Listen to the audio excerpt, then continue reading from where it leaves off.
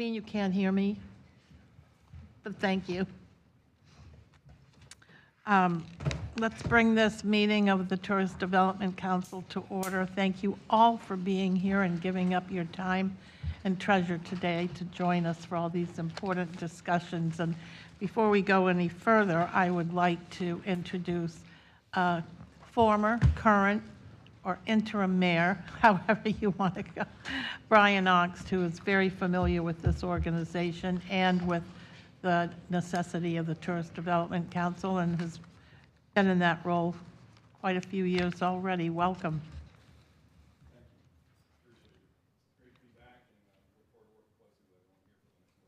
Okay, in this new world, you have to press your mic.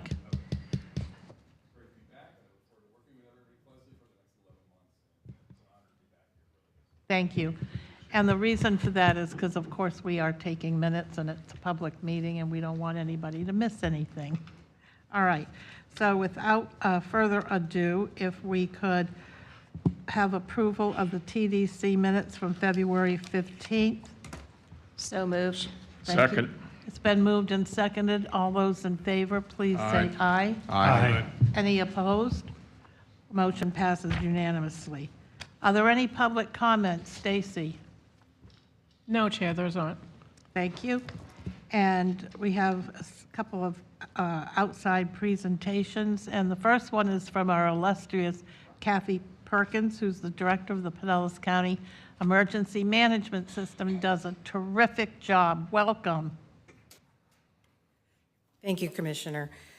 And thank you to everyone on the council for having me here this morning. I promise I will try to be a ray of sunshine, even though that's not always my job. So it's really important that we talk about hurricane season. We're either in the season or we're out of the season. I refer to this time of year as avalanche season because our mailboxes are full and the requests for presentations and all the prep is a lot of work. We really want to stress to people this year that time is the one resource that you cannot get more of. So from the time that we enter into the cone, the clock is ticking. This is nature's way of telling us there's a possibility that there could be a storm coming towards us. But that cone does not tell us the whole story. This is actual graphics from Hurricane Ian. And if you look at the cone, and a lot of people focus on this cone, and we heard a lot of people talking about their decision as to why they chose not to evacuate for this storm, was because as the storm shifted a little bit further to the south of us, Pinellas County actually got outside of the cone. The cone only tells you where the center of the storm is 2/3 of the time. What it doesn't tell you is how big the wind field is. And if you look at the circles in that picture on the left, that shows you the wind fields that expand out. This next picture was as the storm got closer and the National Weather Service was projecting how far out the winds were going to extend. It was basically the entire state of Florida. So if people are making their decisions just based upon where that cone is, that's not good information for them in terms of risk. We also know that there can be a lot of rains associated with storms, and with Hurricane Ian, there were portions of the state that got over 20 inches of rain. And as we know, there's a lot of areas that just cannot take that amount of rain within a couple of days, so you end up with severe flooding. And in some portions of the state, they were planning on flooding through Thanksgiving, so about 2 months after the storm actually impacted them. And then the most critical one for us, this is the most life-threatening threat of all, is that storm surge. And we want to make sure that we're conveying that risk to people so that they understand that storm surge is not something to be played with. And we actually evacuate people because of the storm surge primarily. We tell people to run from the water and hide from the wind. Our messaging this year is really going to focus on 3 actions: ready, set, protect. So from the time we enter the cone, we're going to tell our community to make sure that you're ready. So we know that we've got a certain percentage of our population that will prepare in advance. They'll have their kits ready, they'll have their plans ready, they've already know what evacuation zone there is. But we also know that there's a lot of people that do not plan in advance. Not everybody is like me, and we're thinking about hurricanes year-round. Most people move to Florida for the beaches and the sunshine and the palm trees. The only people that come here for the hurricanes are the people from the Weather Channel and the other storm chasers. So we know that there's a lot of people that are going to wait until there's a storm out there. So we want to tell them that once we enter in that cone, we need people to get ready. That's when you want to make sure that you have everything you need in your kit, that you make sure that you know if you're in an evacuation zone, you know what your plan is if you're called to evacuate. And for our tourism folks and hoteliers, we want to make sure that they're sharing information with their employees and with their guests. We want to make sure that the people that come to Pinellas County, all 14.9 million of them every year, that they enjoy their stay here in Pinellas County, that they want to come back again and help support us after the storm if we're impacted. So we don't want them to get caught up in a hurricane here. As the storm gets closer, we want to make sure that everybody is set. At this point, that's when we start to see those wind and those rain graphics from the National Weather Service. We want to make sure that people have their plan ready to secure their home, secure their business, evacuate, and be ready to shelter in place when those impacts start to hit us.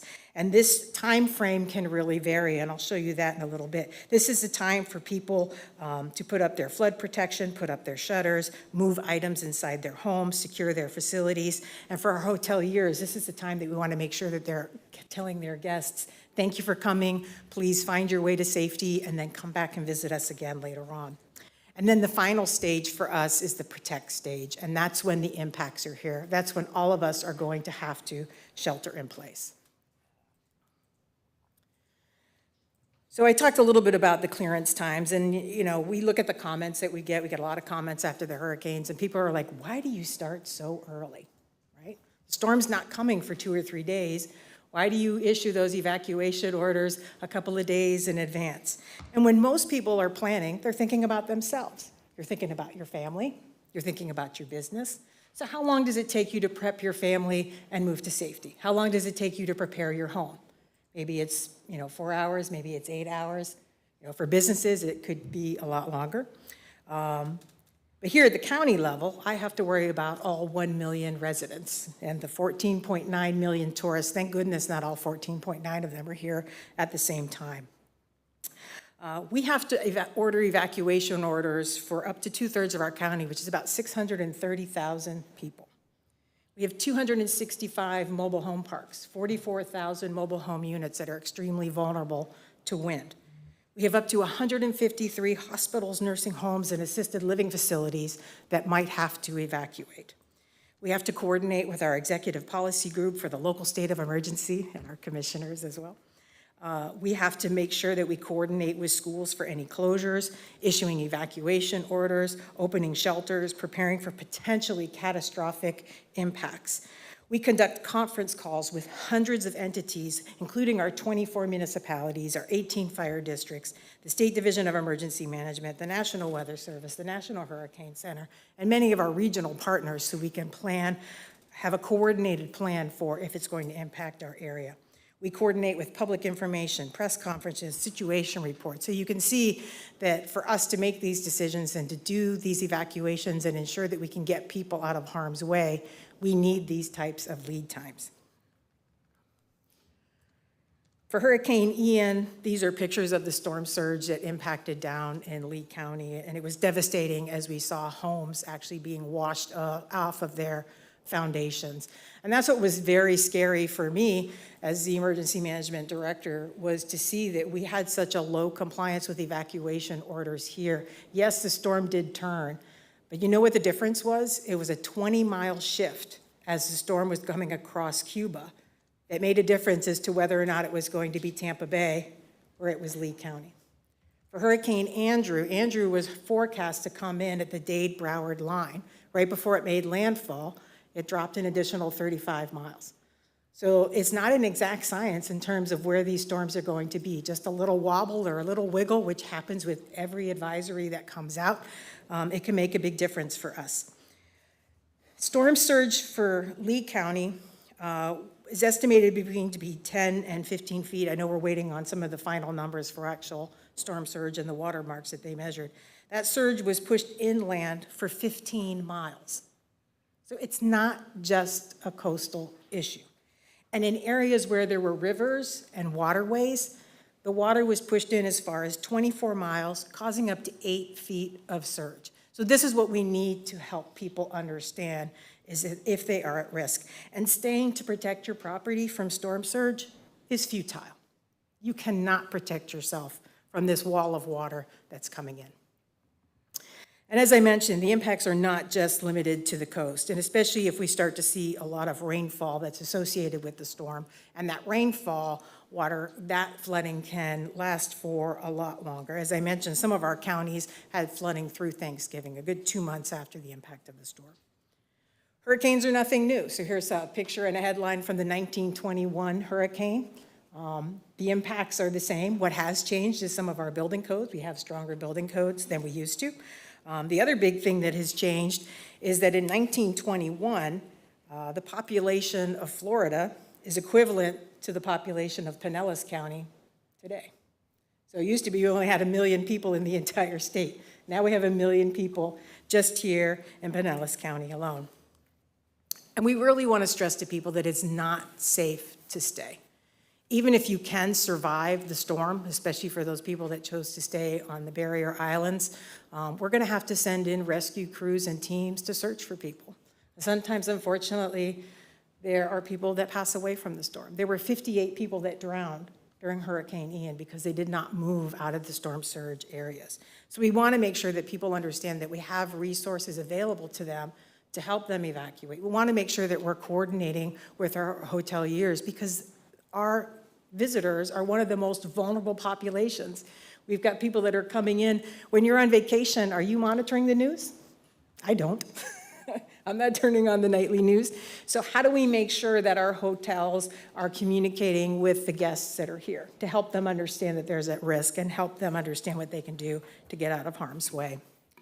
Here's some pictures of Lee County, again, just showing the storm surge where you can see that buildings were actually just washed off of their foundation. This is unsurvivable. This is why we want to move people out of harm's way.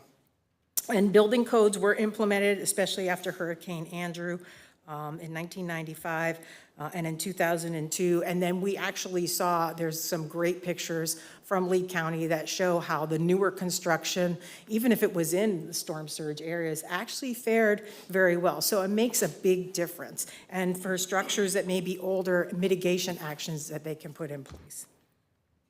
Here's some other pictures that just show you for the Fort Myers Beach area. It's estimated in the Tampa Bay area that we have over 500 restaurants and 700 hotels that are at risk for a Category 4 hurricane. And the impact on tourism can last for months. So we want to make sure that we can move those tourists out of the way. And then how do we engage our local businesses to help us with the response and the recovery efforts? So how do you pivot to that? So I was taking a look and you know, when I looked at the site for St. Pete Clearwater, the top things to do and to plan your vacation here, hurricanes weren't listed. Steve, why aren't hurricanes listed as one of the top things to do here? So we want to make sure that we're working together, and you see the headline over there. This was from a New York Times article, no spring break here in the Florida Gulf Coast. So how does that impact us economically? How does that impact the ability of our businesses to get back up and running? So one of the things that we can do is we can use these hotel rooms, we can use the restaurants, we can bring them together to help us with that response and recovery. If you look at the hotel capacity, and I think this article came out in mid-February, hotel capacity was at 60% of where it was pre-Ian, out of 9,800 rooms in Lee County. So many of the rooms that are being occupied now are by displaced residents and by responders that have come into the area. So this is a great way for us to be able to continue to engage our local businesses and get them involved. By late December, 3 months after landfall, if you're familiar with the Pink Shell used to have 300 employees prior to the storm. They were just able to open up one of their villas with 43 guest rooms, and they were able to bring back 100 employees. So this isn't just an impact to our tourists, it's also an impact to our residents and the folks that work here. So what can we do to help sustain them through this event as well? Because they may be impacted not only personally by losing their homes, but also economically because perhaps their job is gone because something happened at the business that they worked with. And so the pink shell is actually hoping to be up and running by late '23, early 2024. And if you saw after Hurricane Michael, there were a lot of businesses up there, and it took them a year or two to be able to reopen, and they're not fully back to where they used to be.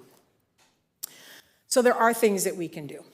So we encourage all of our businesses, as we do with our residents, to really understand your vulnerability, assess your risk. So are you in that storm surge area? Everybody's going to be vulnerable to winds in the county. Are there things that you can do to help mitigate your building, to make sure that it's hardened so that it will be there after the storm?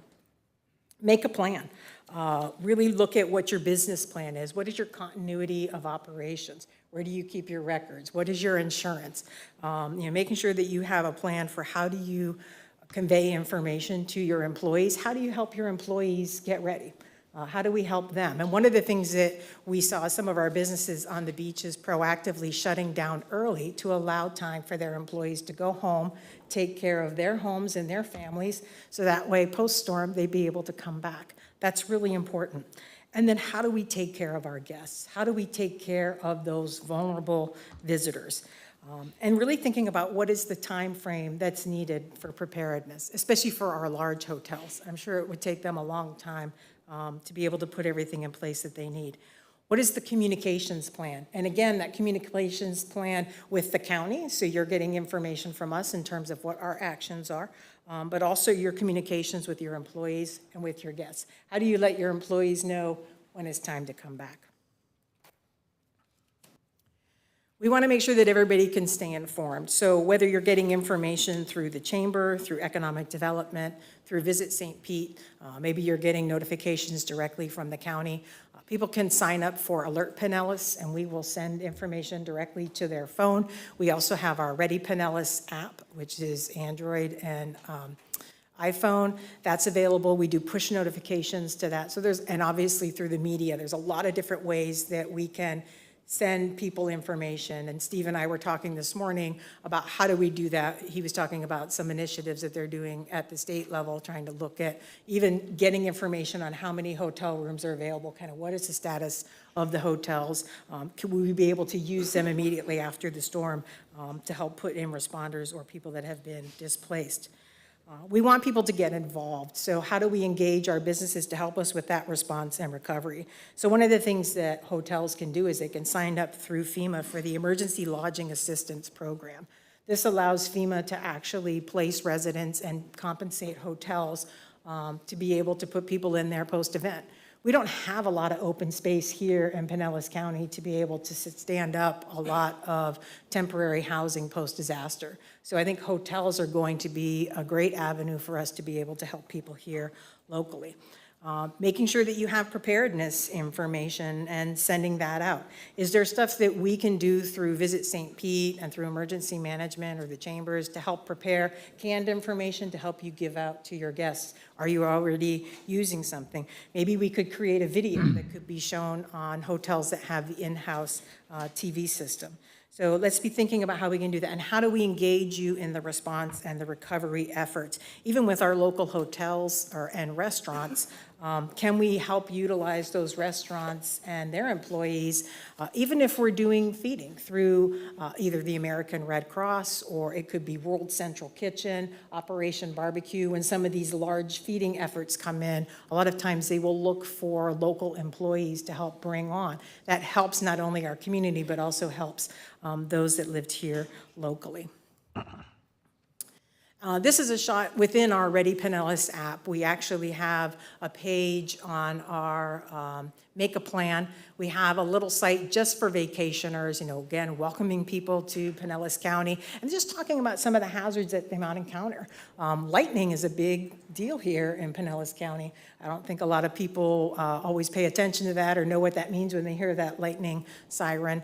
So, making sure that people know what are the different hazards that are here, where can they get information, and again, if there's more things that we can do to provide, if there's products that we can help create to help inform our visitors, we are happy to work with people on that. Post-disaster information is going to be key, right? So people are going to want to know, when can I come back to Pinellas County? When can I visit? What is open? And I love this. I went to the Sanibel and Captiva Island site And, you know, they flat outright said, right, we're not perfect, but we're still here. We're still paradise. It still is a beautiful place to come, right? I was just in Pennsylvania 2 weeks ago for what I thought was spring break. It was winter break. There was 8 inches of snow, and it felt like 19 degrees. This is why people come to Florida, right? We don't have 19-degree weather, thank goodness. You know, this is still a destination place. This is still where people want to come.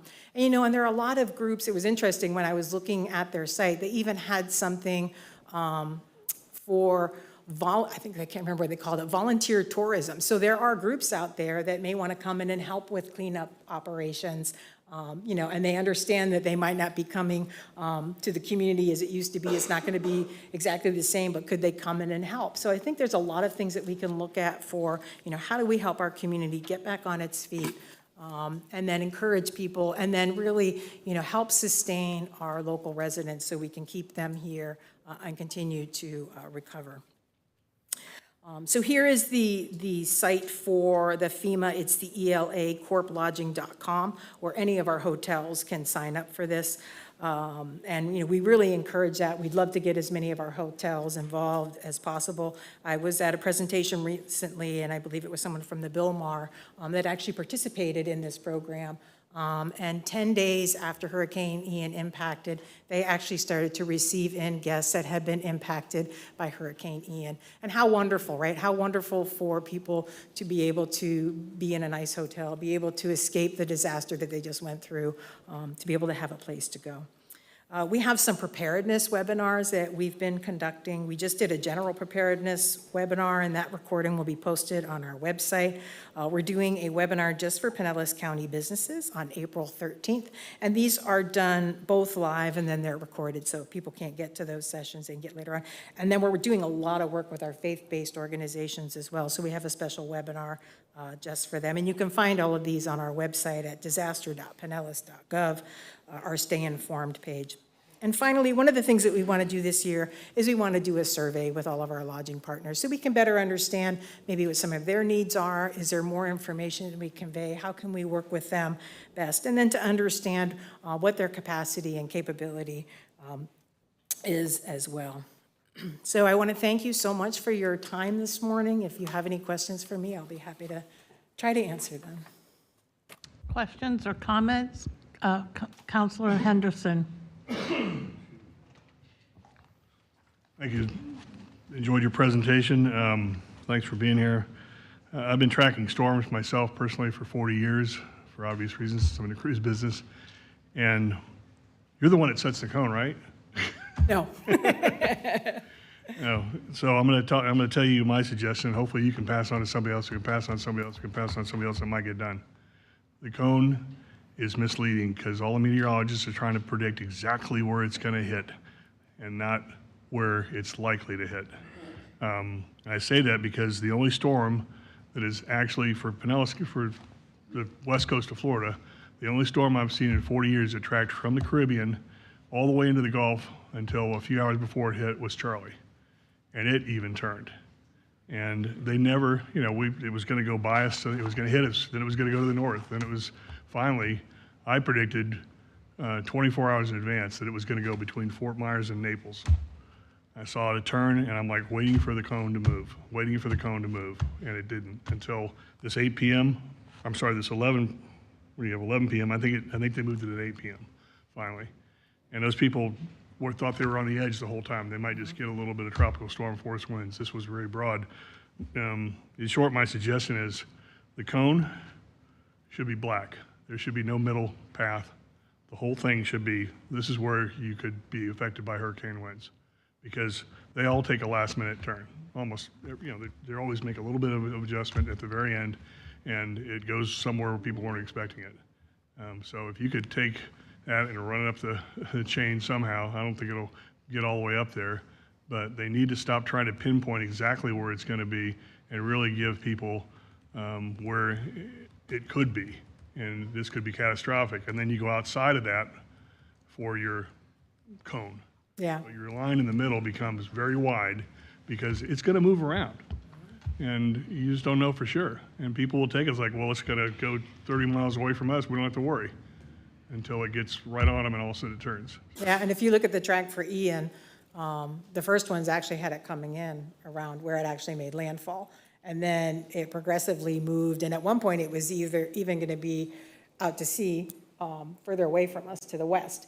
And then it started to shift back, and then, yeah. And that's the big thing, is that cone is only looking at the center of the storm. And to your point, that wind field can extend out for hundreds of miles. So even if you're not in the exact impact or where the center comes across, it doesn't mean you're not going to be impacted. And within those wind fields, you can have tornadoes. We even heard of tornadoes that were happening, I believe, in Broward and Palm Beach counties for Hurricane Ian. So sometimes it could be really far on the periphery.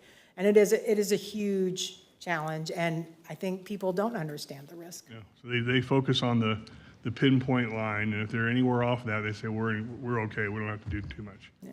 And they always turn, and I felt so sorry for them. I said, same thing happened to Charlie. It was gonna go by him, and it didn't. And, I get brides calling me on, usually they land on a Saturday, right? Brides call Holiday me Monday, weekends. we're in the middle of the path, oh no. I said, calm down, don't worry, we're in the middle of the path, we're 5 days out, it's the safest place we could be. Seriously, if you look at history, 5 days out, the middle of the path is safe. It's crazy. But if you could pass it on, they need to take that cone and turn it all black. There's no middle line. It's like it could be anywhere in here, we think. And then go outside of that for the wind fields. That's just All right, my- anyone else? Anyone? Steve? Thank you, Madam Chair. I felt that having Kathy here was important, even though here it is in spring, but yet, our storm season is coming up quickly, and we're trying to do as much as we can to get the word out to prepare. And if you look at the role of Visit St. Pete Clearwater, I think, one, it's to inform, during storm season, it's to inform the visitors of what's happening, because, again, you get the Weather Channel, and they're saying one thing, and, it may be perfectly good here.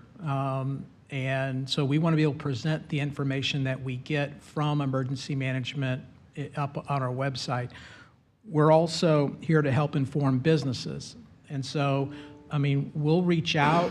It is basically the same information that Emergency Operations puts out off of any of their updates. We will send that information out, because it's, at that point, it's all communicating the same information. So it's important to communicate that out to business, so then you can communicate out to guests, staff, things along that line.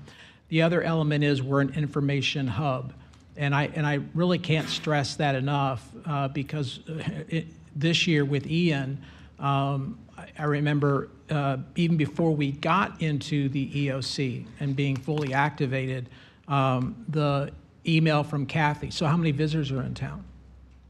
What she's trying to manage is not only evacuating how many residents, but are we also evacuating visitors? And so to be able to give as much of an accurate account of what's here, especially when it came down to low-lying areas, evacuation zone A type places on the beach, what we're looking at. I remember with Ian on, I think it was that weekend, the Gulf was like glass. It was beautiful out, and it's like you'd never have known a storm was coming, but yet you knew it was coming by, I think, Monday or Tuesday. I think Tuesday we were fully active in the Emergency Operations Center. The other item is, after the fact, is, the information hub of where can we get rooms?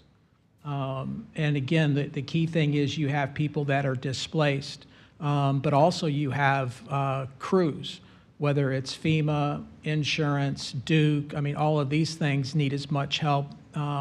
And they want to go to one place versus having to make multiple calls. And I do remember with FEMA, the gentleman that was there literally walked over and said, we're looking for, and I forget how many rooms it was, but it was for folks from Fort Myers. And they were trying to find group rooms for that.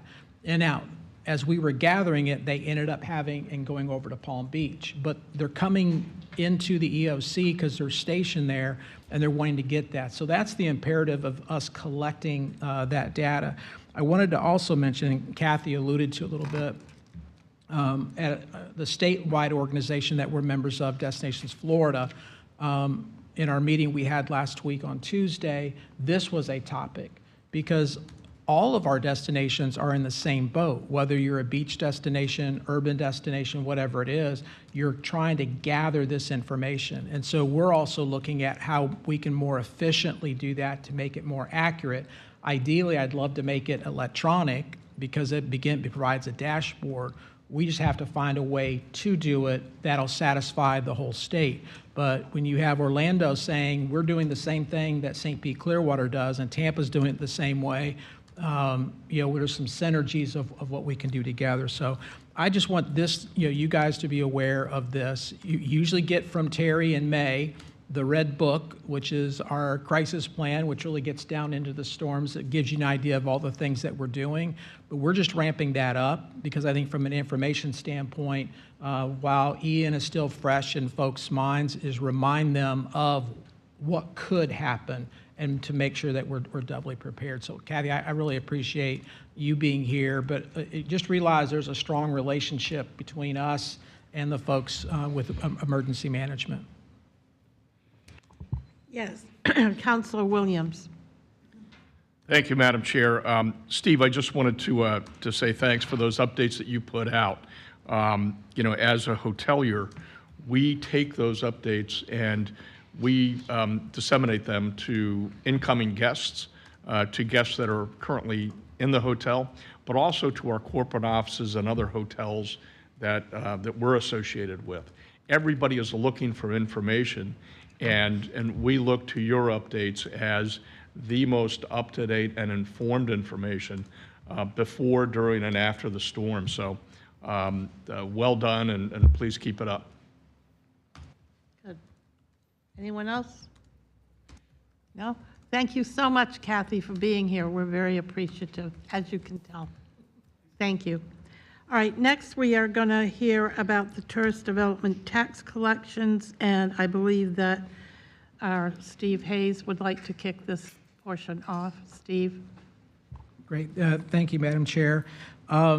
So last month, and for several months, when we've looked at the tourist development tax collections and we look at it by municipality, there's one item that says miscellaneous other it's a rather large amount.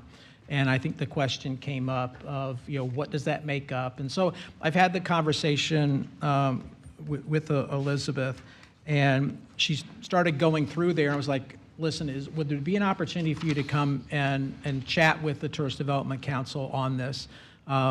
Because there's history of how we get certain information, especially when it comes to Vrbo, Airbnb, but just the process itself, what we can get, what we aren't able to go through and get, and hopefully answer the questions that you guys might have. But I also think in talking with Elizabeth, there's opportunities that she has in trying to get information, updated information, especially when it gets into vacation rentals.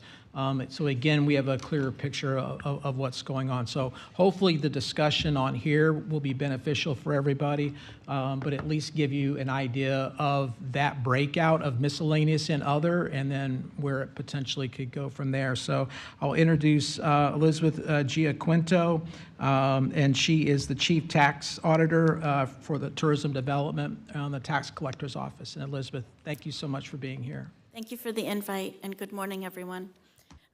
So as Steve was saying, we had this conversation last week, and it was pretty informative for both ends of the spectrum. And I thought it would be great to meet with you all today to discuss the reports and what is, how the reports are created and what information we get from you to enter into our system to have these reports. Right now, we have several reports that are posted on our website at pinellas.taxcollector.gov under tourist development. And the first one that we have is the comparative report, which is and I want to explain this because we get a lot of questions, what's the difference between the comparative and the local option cities report?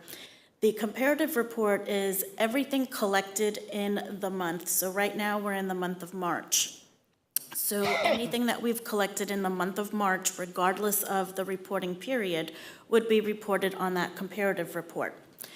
Now, the other report is the local option cities report, and it's broken down by cities and then also by rental type. The difference with that report is no matter when they filed the reporting period, so let's use February because we're collecting that now in March. If they collected February 2023 taxes in January, or maybe they collected it a year ago, they're reporting that tax return. And that report is anything that was reported under that specific reporting period, no matter when they filed it. So that's why the two numbers will never jive, because they're different. We have it broken down by cities, and due to the confidentiality of the tourist development tax, you'll notice that there are some cities that are grouped together because of the confidentiality. We're not allowed to give out rental income. There's a lot of confidentiality with the tourist development tax returns, the reports, our investigations. We just can't give out that information. So meeting with the county attorney back in 1990, they had created the city groupings to maintain our confidentiality. Now, there is a section miscellaneous other, like Steve was saying. What that compromises of is anybody who has an account with us with more than one rental property in different cities. So that's going to be mostly our property management accounts, our registered online accounts. And then we have several owners that are individual owners that own 3 properties, 2 properties, whichever it may be. But if they are in different cities, they're going to be reported under miscellaneous other, because there's no way to break out how the because of the confidentiality and how we're receiving the returns, we can't break out how much we collected in each particular city on their account. The account, as some of you may know, are filed as a consolidated tax return. So you may have 30 properties on your account, and we have no idea which property was rented. We receive one tax return consolidated. Any rentals that were done in that particular reporting period are filed, but we don't know which of the 30 was rented. There could have been 10 rented and 20 not, or vice versa. So we have no idea how to break that down any smaller than what it is right now. The miscellaneous other, Steve and I were talking, it's been growing, and that's mainly because our online registered accounts like the VRBOs, the Airbnbs, they're part of that miscellaneous other. So that's why you're seeing such a high increase in that field. Before we had them on board, it was just property management accounts. So this is why it's growing in numbers. Any questions so far? Mayor Boczkowski? Thank you. Can you explain more about the confidentiality piece of it? Sure. Statute 213.053 explains the confidentiality. We are not allowed to share rental income or account information with anyone. It's confidential because it's their rental income. Anybody can say, oh, I want to know what my next door neighbor is renting. We can't give that information out, because then it's like telling them their income. And we just can't do that. Hotels, they may want to be able to see what another hotel is renting for. We can't give them that information. It's confidential, mainly I think because you don't want to have that price gouging, that kind of thing. So, does that mean, that doesn't, yes, on the individual, I understand that, but what about to the overall? We have it separated by certain cities, but we can't give out hotel information. We can't give out any individual information. So to maintain. I get that, but I'm just saying, but you can include it in by the city. It's included by the city, but in the breakdown that we have by the city groupings. And I'm looking online, just trying to figure out, Sure. Now I see your city groupings. And Okay, Mayor- I'll let somebody else speak. If I may, It's a result of legislative action that makes it so difficult to get this information, so we're merely complying with Florida law. Right, Michael? Correct. Yes. Speaking to the property management side, vacation rentals, knowing how our reservation systems work and the reporting that we do, of course, for the tourist tax, there wouldn't, at this point in time, there's not an interface that I'm aware of that would allow us to break out by city each individual condominium or vacation rental property to report it to the tax collector. So our numbers, while each one of our units are listed with the county, registered with the county, registered with the state, and we do drop ads throughout the year, that still isn't going to allow our reservation system to say, here's, 43 properties in Madeira Beach for the month of February, and here's, 90 units from Indian Rocks or whatever. And I don't know of any reservation systems that do that. So if that kind of helps you understand, they can break it out, but how do they get that information? The Sheraton is reporting and it's going to fall within its proper criteria. But when you get to the individuals and the VRBOs and the Airbnbs, I am not aware that would be a question for, IT people and how that could be created.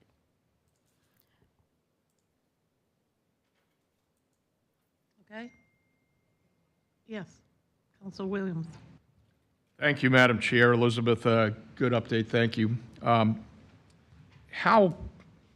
you walk us through the methodology that we use to make sure that the VRBOs, HomeAways, Airbnbs are registered and we're collecting the appropriate tax? It is, I know, something that is always being looked at for their accountability. In fact, there's a House bill in front of the legislature right now that hopefully will improve that. Right. Walk us through your thoughts on that, please. So the main issue we have with the online platforms, the Airbnbs, the VRBOs, Bookings.com, all of them, the legislature, it's outdated. So the statutes were written in the 70s. We didn't have internet in the 70s. And we have been trying to get the online platforms to register with us. We took it to a court, we took it to the Supreme Court, appealed it, and we lost because the statutes are outdated. So we really need to have those statutes updated to include the online, and like you said, there is a House bill out there. I've been looking at the bills each year, and unfortunately, they're not passing. But we do keep an eye on it because we want that to pass to force them to register with us. Right now, we have a handful that have registered with us as a voluntary contract agreement, VCA. And with that, it's basically we're just taking the taxes and accepting it for what it is. We are not allowed to audit. We are not allowed to ask what properties they're renting. So it's basically, here's the taxes, we're willing to give you the taxes, but we're not willing to give you any more information. And with that agreement, they can also cancel at any time. So the tax collector is of the mind, we're losing out on all this money, so we'll accept the money they're giving us as the rental, reporting the rent and paying the taxes. It's better than not collecting all the taxes. But that is an issue that we have been fighting for a very long time. And we are hoping that the bills pass because we do want those online platforms to be forced to have to register because technically they are renting, it is taxable by law, but the law states the owner who is renting is who's supposed to register, and even though they're not the ones collecting the rent, the online platform is, the owners would be ultimately responsible. But because they're saying, well, VRBO is handling it, Airbnb is handling it, we're lucky to have them registered with us, so we're collecting the tax, but we can't enforce it. We have no idea if they're collecting and remitting the correct amount. because we can't audit. So it's all because of statutes where we're limited. A follow-up. Are there penalties for tax evasion if we find someone who has been collecting revenues and has not been reporting it? Do we have remedial steps to go after that individual? Yes, we do. So we have, there's a couple of different ways. We have a department, our department is of 5 people, and 3 of them do handle most of the internet investigations. And when we find that there is someone out there that is renting and they knew about the tax and they're pretty much just evading it, we can actually send them a billing with 2 different kinds of penalties. The first penalty is by statute, 10% of the tax due or $50, whichever's greater. But then there's an additional penalty for actually evading the tax. And what that is, it's twice the amount the tax is owed. So we do go after them for that. We can charge that, and we do. Thank Anyone you very else? much. Thank you. Yes, Chuck? Thank you, Madam Chair. So many folks do use VRBO, Airbnb, and for the last several years, we fought at the state level and did get to where VRBO and Airbnb and the others are actually now paying their taxes, bed taxes, and sales tax. So that individual ma and pa that has one property and they signed up a VRBO to do it correctly, and in that statement from VRBO, they get the rent collected from the visitor, minus taxes, minus bed taxes, minus the platform's fee, and then they get a check back, I would assume. But that ma and pa has no idea if VRBO is paying it correctly. So in your scenario, should every one of those ma and pas voluntarily register with you? And then if you did audit that ma and pa, how would they know if VRBO, of the 10,000 accounts they have, I got taken out of my account, but did you get it? I would have no idea. Right, and that's the situation we've run into, and that's why the statutes really need to be updated. So in a case where that ma and pa motel registered or is renting through VRBO, Airbnb, whichever of the online platforms, they have an owner statement that they can review and make sure the taxes are being paid to our office. When we're looking and investigating a rental property and we find out they're renting through the online platform registered with us, we ask them for their owner statement so we can see that the taxes are being reported, but that's as far as we can go. We have no way of knowing. We have to accept it for what it is based on that voluntary collection agreement. If the statutes were updated, which is what's trying to happen right now with, I know it's Senate Bill 514 that I've been looking, 714, and there's a House bill with it. They're trying to make sure that all the online platforms are registered with us, and then once that happens, then the rest of the statutes will apply to them because they have to register with us. At that point, we will be able to audit, we will be able to find out what properties they're renting for and so forth. Right now, our hands are tied. Thank you so much, Elizabeth. If I could, for just a moment, this is an interesting subject. Let me see that for 1 minute. So we haven't figured out how to get this to all of you, but it is online. Can everybody see this outline of Pinellas County with all the blue dots? Yeah? That's all the rental, what do you call it? VRBOs, or RBOs or Airbnbs throughout the county. It's significant. So maybe we ought to have a conversation with our tax collector if you're wanting to know more information, because it's a big deal.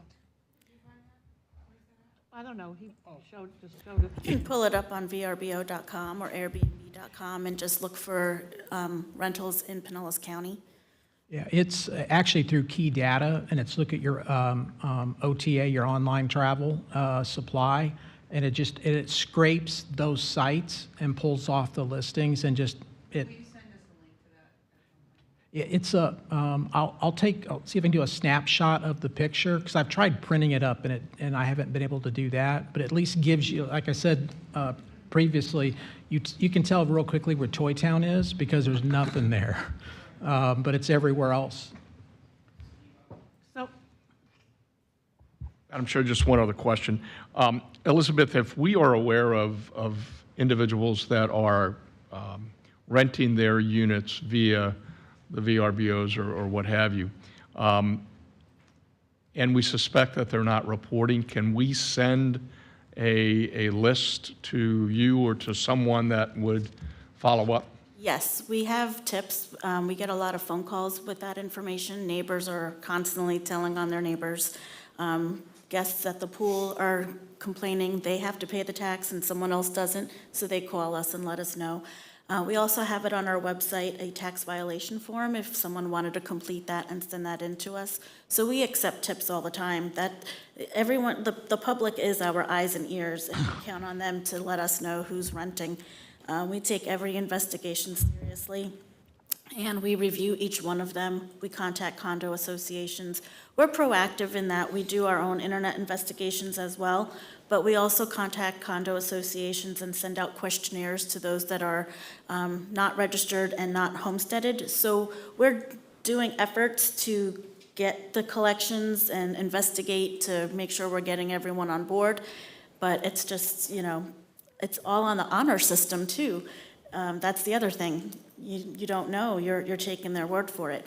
So, for example, condo associations, we contact the actual office manager of the association, and we ask them if they have a rental application, what are their bylaws, and we get information that way too, to get more concrete information.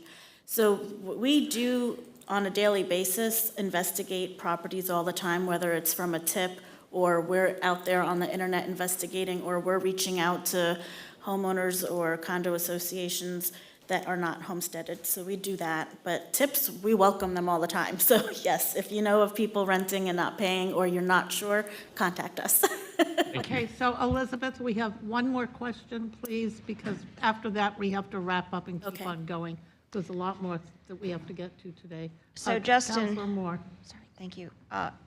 In following Mike's comments, I would think, though, that if you had that and you were investigating and the people were using the third-party agencies, you still wouldn't be able to prove. I mean, you could go to that owner and they say, well, I rent through VRBO or Airbnb, and you can see it. You can see their ad online. You would have to, you can't get Airbnb or VRBO to prove that they're paying the tax.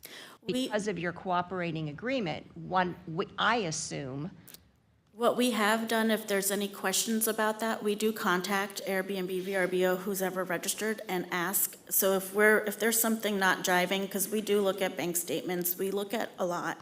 We're not just taking them for their word for it. So if we see something not accurate or the rents are not driving and we've looked at their reports, we can contact the online platform and ask them, are you renting for this property? And when did they start renting through your platform?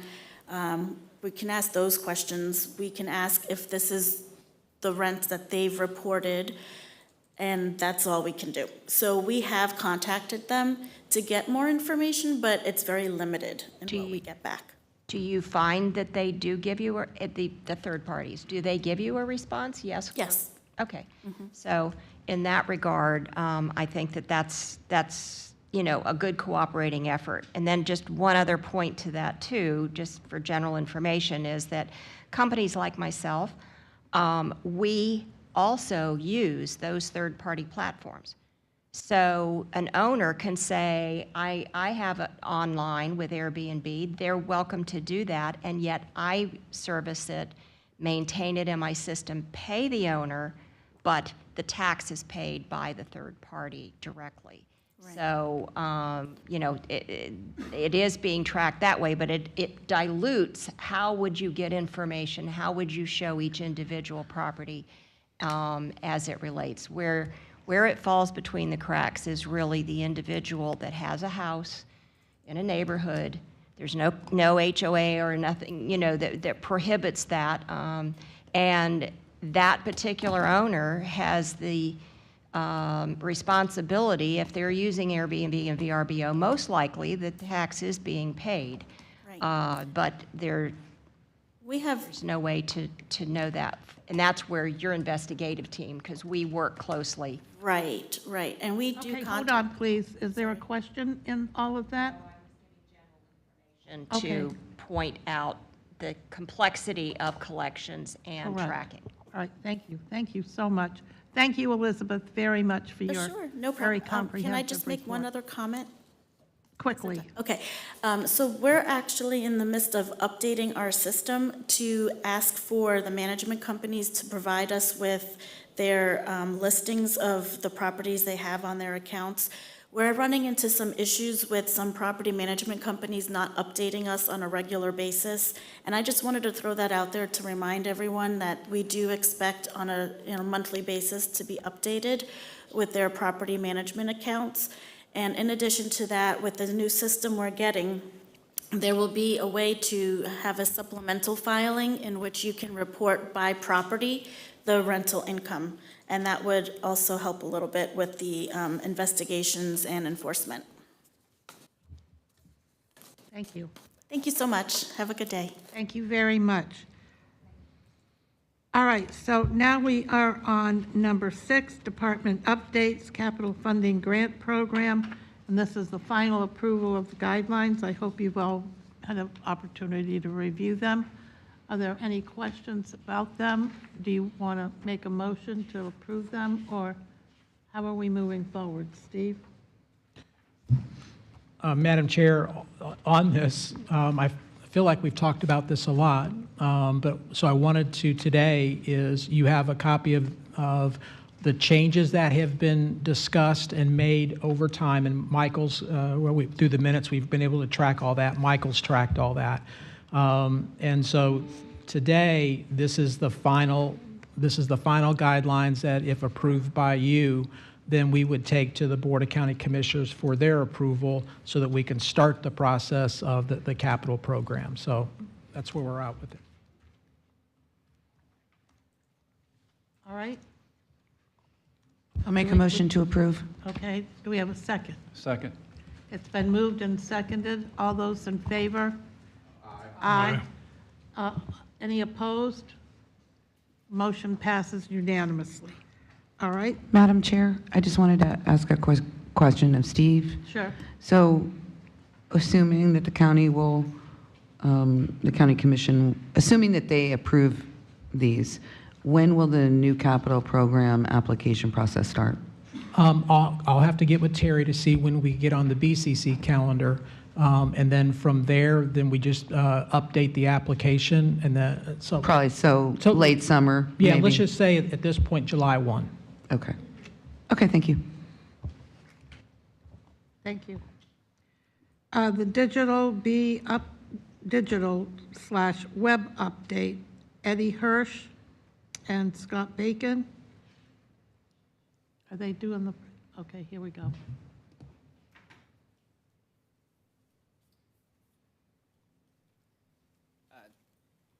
Good morning.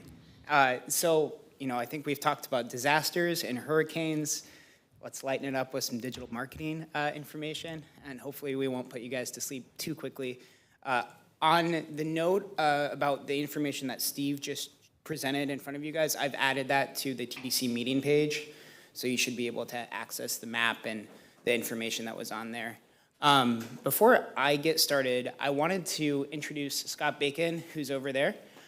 Scott Bacon is our lead contact for Miles Partnership. Many of you might already be familiar with him, but as a lot of you know, Miles Partnership is, foundational in what we do from a marketing perspective, with not only just buying, planning out our media and buying the media, but everything involving website and content and SEO and all this information. So Scott, anything else you want to add? Okay.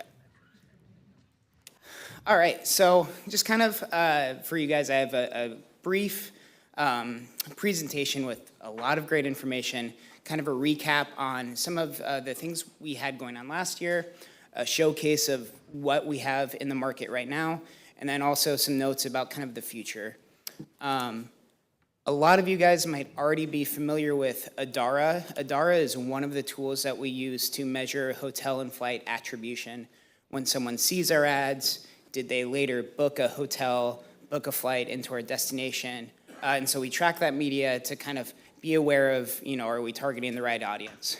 An additional opportunity that we took advantage of this past year was not only hotel and flights, but also when they came into our destination, how did they spend their money? So we're looking at credit card expenditures through Adara. Specifically, we did 2 reports. I'll report on the last one that we did, which was from April 22nd to October 31st, so the last 6 months of our last fiscal year. And I do want to be clear here, this isn't a total capture of the marketing impact of our digital marketing. It's also not a total capture of the value of a single traveler, but it does help indicate the return on our investment from digital marketing. So kind of just the top line numbers, we were able to track over $127 million in in-market credit card expenditures from 424,000 travelers and 1.8 million transactions. So, it's great to really see that we have a good volume of data here that we're measuring and kind of tracking how much spend, per traveler are we seeing, which is around $300 broadly. And this overview is really just a couple of key points from the report. We have the full report available on the TDC meeting page, which has a breakdown of a lot more of this information, but kind of top line numbers. In addition to the flights, in addition to the hotels, really the main expenditure for visitors is food. So the top ones being restaurants and food stores, and everything else really being a smaller percentage of what visitors spend when they're coming into our destination.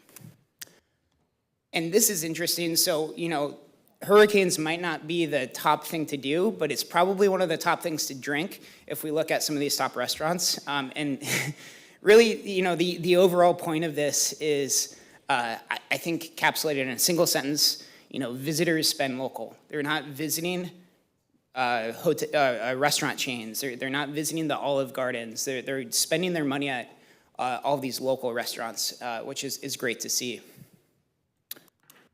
And then kind of looking at markets, we're looking at the top 10 markets here, and there's a lot of data that we can pull and sort of see how we're performing. One of the things I thought that was really interesting from this table was to see in Cincinnati, the average spend per household be second behind Chicago. So, we're not surprised to see Chicago, New York, kind of those bigger markets as having a higher spend when they come and visit. It was great to see Cincinnati because, as you all are aware, Ohio is a big target market for us. So to see that, our marketing is paying off and also they're coming down and spending quite a bit of money is great news for us. And this also kind of illustrates, that the out-of-state traveler being a little bit more valuable per visitor. So it obviously takes more energy to bring them down here, but it's a big payoff when they do visit, and they're making money and spending it in the right ways. Any questions about some of this Adara data that we're seeing before I move on? All right.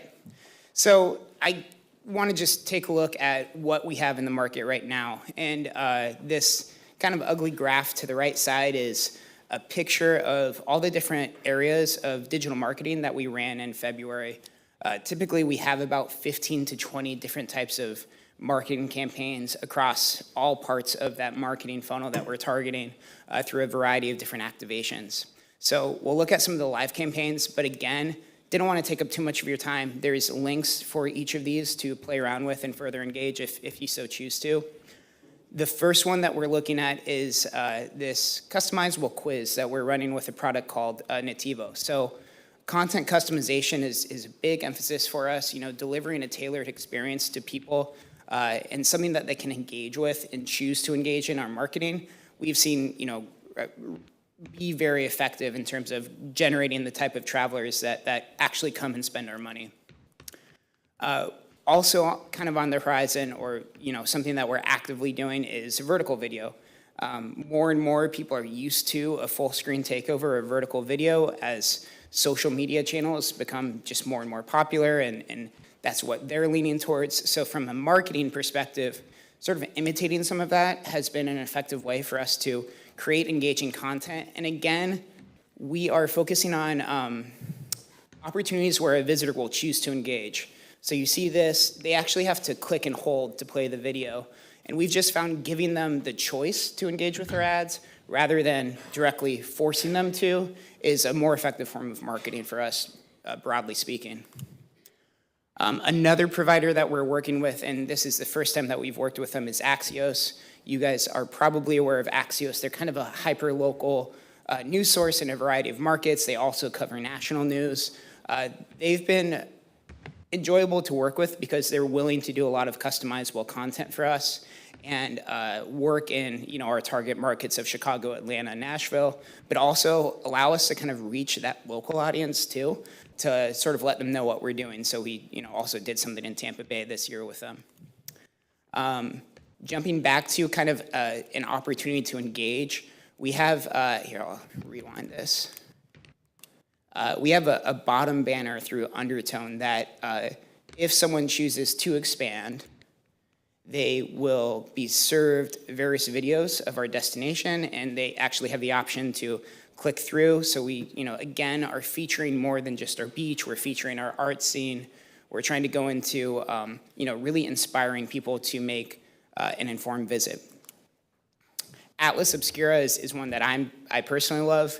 The reason why I love it is it really helps us feature some of our arts in a unique way alongside our famous museums. We're also able to feature products like the Whimsy Museum because it really matches the audience that's visiting Atlas Obscura, and we're able to then have this great source of content to get them to make a visit. And we've also kind of done some innovative stuff, some videos with them as well that we're looking forward to seeing the results. And then lastly, from a low funnel marketing perspective, from a DMO, since we don't have a booking engine that we're trying to get people to sell, the TripAdvisors, the Travelzoos, the Expedias of the world, they're kind of our bread and butter, but we're always looking to add a little bit more. So Hopper is a new app. It's a travel deals app. And this was the first opportunity to advertise on that. And so we've seen some great preliminary results, and we're really excited to see the additional results through Hopper. And then kind of jumping into the future, there's a couple of things on the horizon that we're pretty focused on. One is the collection of data and the viability of data. So with Google Analytics and data pixel tracking, which has kind of been the standard of what ROI reporting has been for the past 10 years or so, it's becoming harder and harder to track a visitor. So, and that's because people have more of a right to their privacy. And, typically people don't want to be tracked. So first-party data is a very important tool for us. And we're really thinking about how we collect first-party data and then how we can integrate it into data consortiums, which is something that, again, jumping back to Adara, but they're not going to be the only ones, allowing us to basically plug in our first-party data that we've been collecting through destination magazine requests, newsletter requests, contest giveaways, all these different sources, to match them to profiles that are attached to data consortium tools. And then in addition to that, content has been very important. I won't jump into it, but we just finished our 2022 website ROI study. One of the great things that we saw there was basically a $56 return on investment for our visitors. And I won't get into the background behind that, but I'm sure I'll present it later. We, in the past year, have really made an investment towards growing our content and growing it in a way that we're looking at the search engine optimization of our website. So we track the number of positions that we're ranking in when someone searches for content that we would appear in. And being in the position, the first, second, and third position is really critical for being thought of as the authority for visitor information. So it was great to see in January 2022 compared to January 2023, we nearly doubled the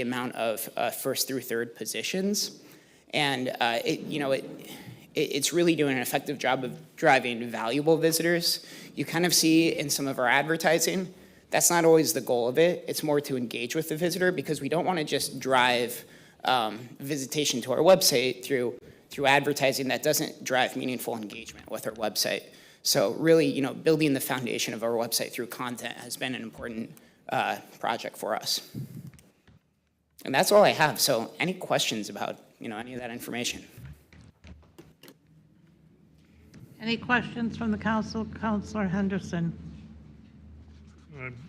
Going back to the average spend, I went through that kind of quick and I might have missed it. You might have said it, but the Adara campaign expenditure report. Uh-huh. Can you run through those columns again? Is it, the average dollars per household, is that for their entire stay or is that per day or does that include lodging? You're saying on this side, this spend? No, this report here. Back. Average spend per household. So, Next one. There you go. yeah. The household spend in this report, I believe, is actually unique travelers. They're counting each traveler as a household. The details of like what each of these items relates to is in the report to make that clear. But this is looking at, not because we know that generally it's about 2.4 travelers or so per average household into our visitor.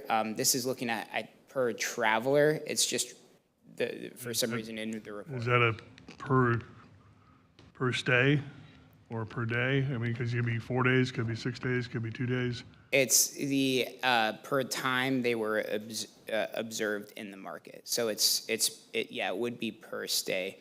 And if they yes, it would be the total amount. Even if they went 3 times, it would be counted as long as it's the same credit card that they're using. It would be counted as one kind of visitor. So their per household spend in the destination. So let's say that they visited one time, they spent $150. A month later, they came back for a work trip, visited, and spent another $150 on, it would be $300 for that one person that would be counted in this report. So it doesn't relate to how many days they're in the market, so. No, yeah, this If isn't. you come from Cincinnati, you probably stand longer than when you come from Orlando. Exactly. So you do have to take that into account, and that's generally what we see from out-of-state markets and why the spend is higher. It's not because they're necessarily spending, more per meal or anything like that. It's because they have made a bigger financial commitment in the first place to come down here. So they're going to stay generally a little longer in the market. And that's, again, typically what we see when we see just the distance traveled, the international visitor spending a lot more time in our market than someone coming from Atlanta or Orlando, for example. But we have more people coming from Orlando, that's why Yeah. total spend is higher, even though the average spend is very low. Exactly. And for this report, because we had 2 reports here, and the first report was looking at a much tighter window for the traveler. This report, we looked at, they had to be at least 100 miles outside of our destination. So kind of that closer side of Orlando might have been excluded to some degree, but we really wanted to take a look at, how does our out-of-state traveler compare to, and how are they spending their money? But yeah, you can see here that the number of people recorded in Orlando was 36,000. The next highest was Miami from 19,000. So, in terms of... I don't know if that person's paying for, their family of 4 or they're out on their own. Right. Yeah, I mean, it's... Exactly. I can't get a whole lot of information out of that. Anyone else? Quick Councilor Moore. question. On the Travel Deals app, the Hopper, the new, Right. you don't need to go back, just a quick question. Is that equivalent to the deals that we were doing like with Travel Zoo?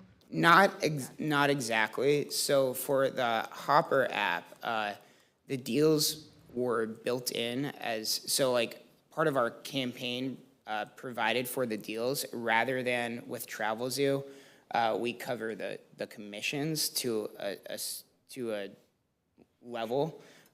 So it was a little bit different, and also this was I think this campaign was about $25,000 for spend. So it was more just an introductory test to see, how did we do here? How many bookings did we get in our destination through this? But we did not recruit people for this. It was, who was on the app. We were able to offer basically a deal if they stayed in our area, regardless of where they decided to stay. Okay, thank you. Anybody else? No? Okay, next we are going to take up, thank you. What? I thought I heard somebody over here say something, no? Okay, next we're going to take up the Tourism Day issues that Steve has asked, because that's going to be important going forward. So, Steve, do you want to address that right now? Thank you, Madam Chair. And if my presentation comes up, I'm going to start with a slide, because what started as I added as the very last item. So if you look at Tourism Day 2023, this is a picture of two of our TDC members who were there with the Florida Restaurant Lodging Association, Mr. Williams and Mr. Prather, also Danette with the Florida Restaurant Lodging Association, Chuck Ray. And so we were up there and we had meetings. And I think you'll see us smiling, because Wednesday of last week, and if Mr. Williams and Prather want to comment, I would welcome that. But I would say I thought we were having a good day. But let me back up a little bit. We went into Tourism Day on Tuesday, and each of the different groups basically had meetings. So I was meeting with all the CVB folks. That afternoon in our meeting is when we found out that the budgets had come out of the House and the Senate for the coming of their proposed budgets. And in the Senate, they had proposed $80 million for Visit Florida. This follows what the governor had suggested at $100 million. But that's when we also found out in the House there was zero. So that started off the week. And then we had basically the rally and welcomes in the morning. Then we had our appointments. And we met with 3 of our senators, and we met with either 3 or 4 of our state reps. And Chuck and Mike, if you guys want to just comment just on those meetings, I'd welcome that. Council Williams. Thank you, Steve. Yes, I think the exercise was beneficial. We were able to be briefed by the FRLA lobbyist on the key 5 or 6 bills that were currently up in front of the legislator for consideration. We talked about the VRBOs and the Airbnbs and tax accountability. We talked about human trafficking. We talked about tort reform, which the governor did sign on Friday. And we talked about Visit Florida funding. And on that point, we considered that this was a political move, that it was a political posturing, that it wasn't realistic that Visit Florida was not going to be funded. On Friday, some 48 hours later, in a late night session, the House Speaker, Paul Renner, introduced and passed a bipartisan bill that took away all state funding from Visit Florida, and in turn suggested that the funding come from the TDCs around the state. Rural counties would be assessed 2% of their fees. More populous counties like Pinellas would be assessed 5% of their fees, of their revenues. And in that way, we would be self-funding the Visit Florida activities. Clearly, this is something that I think needs a lot of attention, quick attention, because Commissioner, I would imagine that as the BCC, you may be queried on your thoughts on this, and we'd like to be able to get talking points out that enable everyone to have informed decisions and informed positions on this. It is going to have an immediate and negative impact on Visit Florida's travel spends, their advertising, their marketing efforts, and it will significantly cut into what we can do. This is important for all of us. This bill also took away funding from Visit Florida by the rental car agencies, which in the past has been a significant contributor to their overall funding. I think there's a perception among some legislators that people are going to come to Florida anyway.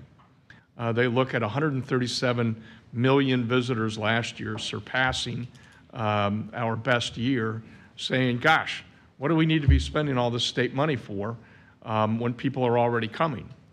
I don't feel they understand that people are coming because we tell them to come. People are going where we tell them to go, when we tell them to go there. Our marketing messages help. And if we don't do something today, the decisions we make today may not become apparent immediately, but 2 or 3 years down the road, or the next time there's a wobble in the economy or a downturn in the economy, our lack of efforts, our lack of advertising, our lack of focused marketing messages will show. So I apologize for being so verbose, but I think this is a key issue that the TDC needs to take on. Thank you for your comments. Councilor Prather, do you have other comments to add? Yes, thank you, Madam Chair. We thought we were having a great visit up there until this one huge issue. And I'll back up just for people may know the background story of this, but we had a speaker in the House, Speaker Corcoran, back a while ago, and he's the one that originally killed Visit Florida in his proposal. It took it down to the last day of the session, and it finally got funded at, 50% back in those days. And since then, every session has fought for Visit Florida, and we thought we were kind of past this political position of that speaker and his folks that had passed through over time. But in fact, when they took Visit Florida last year and they put it out for another 5 years, so okay, we finally have this. And the governor early on in this session had, as Steve said, $100 million. The Senate came out $80 million. We'll get through this for the next 5 years. We clearly got past the days of Pitbull and the huge spend there, and it became very transparent. I remember that. And that hurt a lot of people's feelings. So we've moved forward. Dana Young has done a fantastic job. She runs Visit Florida.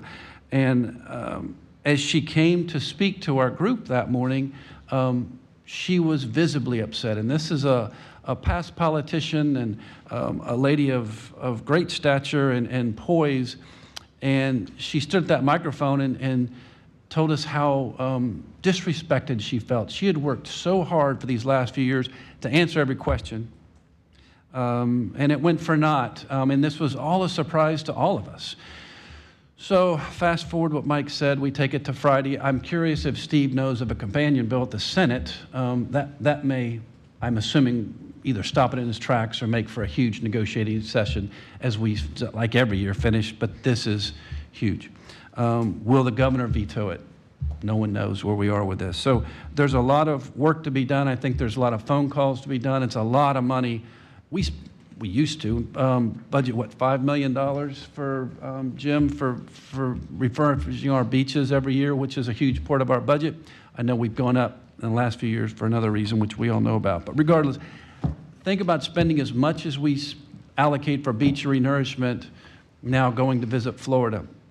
Visit Florida is supposed to advertise and bring people to the state. We as a TDC take that tourist and try to convince them to come here to Pinellas County and not Miami or Orlando, and the system works, and we have record-breaking tourism. Every politician should know, no matter how popular you are, you're still going to go out in the market and ask for constituents for checks, because you have to advertise your position to advance as a politician, and we all do as businesses. No matter how successful Mike's golf resort is, he still has to advertise to get those people to keep coming. So if we think we can stop doing that, it's foolish in my mind. So hopefully we'll hear from Steve. We can start making phone calls to at least the Senate. The House has already made their decision, and find a solution, a workable solution to keep Visit Florida alive. Thank you. Okay, well, before we, excuse me, before we hear from Steve, I'd like to take a point of order and just share with you a couple thoughts from my own experience as a former legislator that I can pretty much comfortably share with you. This is all posturing at this point in the session. The extremely important fact that we need to keep in mind is it's a committee substitute, number one, and number two, there is no companion in the Senate. And I can share with you that from the time I was in the Florida legislature, and that was quite a few chapters ago in my life, they have always taken a hit on Visit Florida. There's a lot of politics behind that philosophy, which I don't need to get into here. But that being said, this will very definitely be hammered out in the conference committees towards the waning hours of session. Also, I want you to know, excuse me, that the issue about marketing is a very serious one to me, because for as long as I have been involved in this county in public policy, it was not until I became the chair of the TDC, what was that, 5 or 6 years ago, Russ? You'll remember that. And I had the opportunity to go to London and to Berlin to the World Tourism Travel Markets and realize that, guess what? We pump ourselves up here in these meetings about how great we are, how beautiful our beaches are, and why in the world would anybody not want to come here? Well, I can give you several reasons. Because at the World Travel Market, there's 100 other countries that have beautiful beaches, magnificent sunshine, and think that they are the best of the best. And they are spending their marketing dollars to convince everybody that Florida is overpriced, overcrowded. You have to spend your entire vacation stuck in traffic, all of which is, kind of sort of what we live with every day. And so it is the marketing that makes the difference. And it wasn't until that trip that I really, really got it.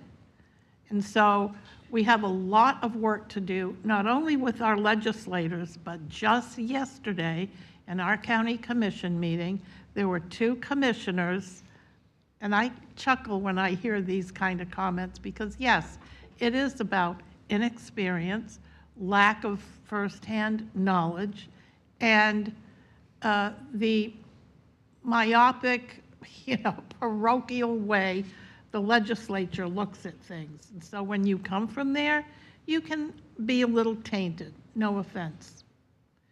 I've kind of moved past that, I think, and broadened my horizons a little bit, but the big comments that they had to make at the end of our meeting yesterday were, we got to take a look at that formula, and Russ and I were talking this morning before the meeting about, remember when we did that, when Charlie Justice and I were first new on the commission? The hoteliers went nuts, cuckoo for coconuts, and it was former Commissioner Seal that had all that institutional history that kept the train running on the track, right, Russ? So with all that said, yes, we have homework to do in Tallahassee. I would ensure that you stay tight with our state senators and not let any of them drink the Kool-Aid and file a companion bill. That would be really dangerous because they will be the stopgap. And at this point in the session, it's the House doing what the House always does, trying to flex their muscles and, you know, put something on the table they know they're going to be able to trade at the end of session. That's my assessment. Steve? Excellent, excellent perspective. Well, hey, I can't help where I've been. And Might as well use it for some good. well, and to give the perspective from the state legislator, your time in there, but also then moving it to the commission level and your experience there. And if I might, on this, on the bill that was released on Friday night, it was a committee bill, so it didn't come from one single legislator, came out of the committee. The committee heard that yesterday. In fact, I listened to it. It passed committee pretty much along party lines, and it will go to the next committee. Have not heard which one that is. Last night at the county commission meeting, Brian Lowack, who you guys heard from, in February, thinks where he thinks it'll go. And in the next committee, we won't have any local delegation members on that one, but the one after that, we probably will. The commissioner's right, there's not a companion bill in the Senate. The senators we talked to were very, very supportive of Visit Florida. The thing, though, is with this bill, and I look at, there's two perspectives to it. There's the Visit Florida perspective. There is also some things related to TDT at the local level, and that is a concern as well. At the Visit Florida level, some of the key things was that as an urban county, it would require us to contribute 5% of our total collections. That's off the top. So and I'm going to round things up, it's probably going to be about $5 million a year, 3 years, 3 years in a row, and then after that, you could decide if you wanted to participate. Okay, so I can understand that part, but one of the elements in here is it requires Visit Florida to ensure that 75% of all expenditures go towards directly assisting state parks, state forest, and rural counties. Sorry, couldn't help myself. Yeah, so that is a key element. Yes, Councilman? Counselor? Thank you, Chair. I actually met with Florida Chamber on Monday, and part of at least their reasoning for this was Orlando doesn't need help marketing, other places do, and that was the reason for this. We're going to spend a larger portion on rural county marketing. Obviously, with St. Pete and Clearwater both in the room, we had questions to that, and so it's an interesting dynamic. I would share everything that you both have said, being a committee bill, no Senate companion. There have been 50 cards against so far as of this morning. And speaking with our delegation, I think the only senator I didn't get to speak to was Nick DeSigli. They don't have an appetite, obviously, to be that person to bring it forward, but the Florida Chamber is, I would tell you, that's one of the places we should be calling and reaching out, because they're trying to get support for this bill. And I think part of this is the relationship with Orlando and what's gone on over the last year. But that was news to us on Monday when we met with Florida Chamber. So I just thought I'd share that, why you brought that point up. That's a Hold on, Commissioner Kimball. Seeing that Visit Florida is very dear, and I won't give you the history, but in the 80s and early 90s, I was part of it. It took us 7 years to get Visit Florida. And just like what you're saying, go out there and see where they're active in other countries and other cities and all, as we all know what it's about.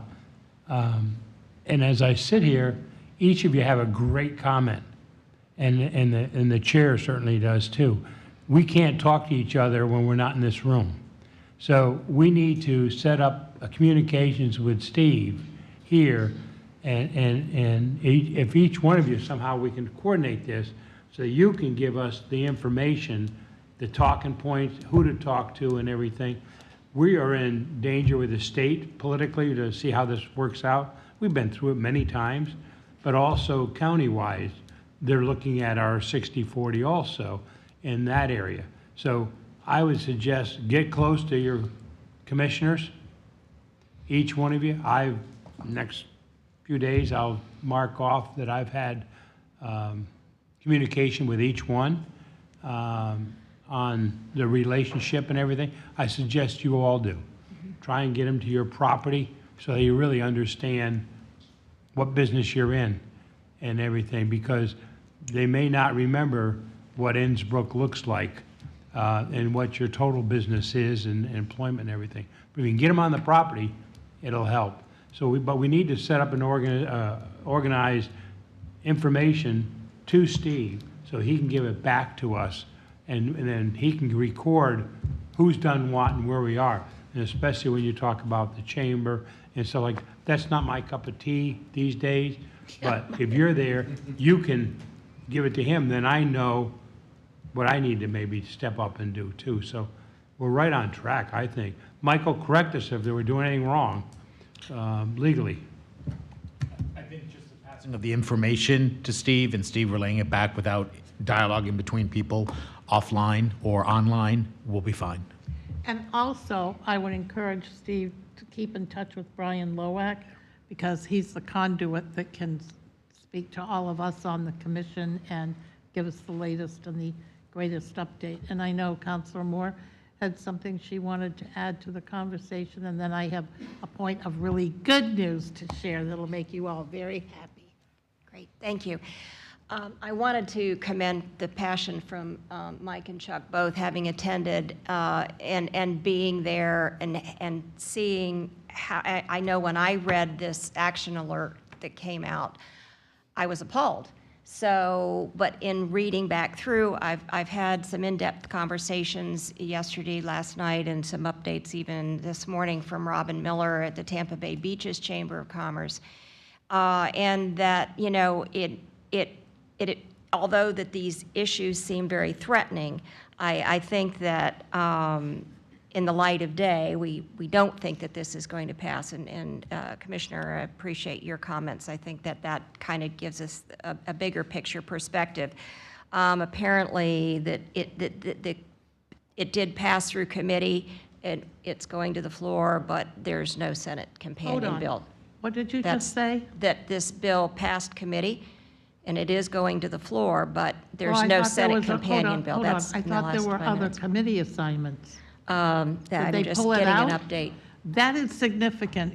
If what she said is true, that is very upsetting, because, and listen, to the point of why these things happen every year, and they historically do, there's always a run on the TDCs and/or Visit Florida. Always there is. And there's a very huge reluctance on the part of the Senate, who's been around usually long enough to know better, that really bad things happen when you open up a piece of an existing statute.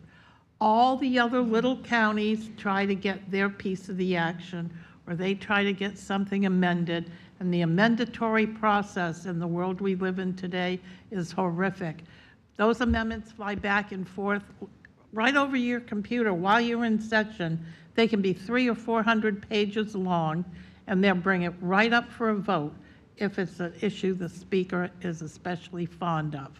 So keeping our eyes and being very vigilant is really important. And it's good that there are more than one committee assignments, because the longer it takes to go through that committee process. At a point certain in the session, a couple weeks from now, they'll stop the committee processes, and then the speaker or the president can pull something right out and take it right up on the floor. So staying vigilant is going to be really critical. Yes, Councilor Williams. Excuse me, I just Please go wanted ahead. to, thank Yeah. you. Just wanted to finish with that because the point that you all brought up about having Steve provide us as, in our roles on the council, that we could then have the talking points and the information. I also wanted to suggest that the Tampa Bay Beaches Chamber is also a source for those businesses to coordinate and work together. Robin is always on top of these things, and we, as a Tampa Bay Beaches Chamber, do have a lobbyist that is also feeding the same information that has been confirmed here, that it is a political football, and that, while it seems very threatening and we do have to stay on top of it, hopefully that these things will be something that we can all control and get our arms around. And And even if it is going to the floor right now not. in the process, it's not? Okay, take that out of your mind, Doreen. it That's was not a sign, factual. but not. But if okay. it were, all that means in this point in time in the session is that they are posturing for conference. And it'll go over in House messages and sit there until the conference committees are appointed and start working.